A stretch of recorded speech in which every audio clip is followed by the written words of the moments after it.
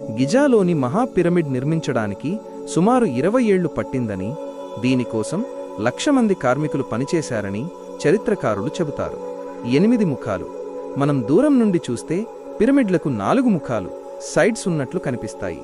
కానీ నిజానికి గిజా మహాపిరమిడ్కు 8 ముఖాలు ఉన్నాయి. ఇది కేవలం ఆకాశం నుండి చూసినప్పుడు లేదా సూర్యోదయం, సూర్యాస్తమయ సమయంలో మాత్రమే స్పష్టంగా కనిపిస్తుంది. ఏలియన్ల ప్రమేయం. పిరమిడ్లు ఓరియన్స్ బెల్ట్లోని 3 నక్షత్రాలకు సరిగ్గా కింద వరుసలో ఉన్నాయి. అప్పట్లో ఎటువంటి టెక్నాలజీ లేకుండా ఇంత ఖచ్చితత్వంతో ఎలా నిర్మించారనేది ఇప్పటికీ ఒక మిస్టరీనే. ఏసీ సౌకర్యం. బయట ఎండ 50 డిగ్రీలు ఉన్నా పిరమిడ్ లోపల ఉష్ణోగ్రత ఎప్పుడూ స్థిరంగా 20 డిగ్రీల సెల్సియస్ వద్దే ఉంటుంది. ఇది ఒక సహజ సిద్ధమైన ఎయిర్ కండిషనింగ్లా పనిచేస్తుంది. బరువు.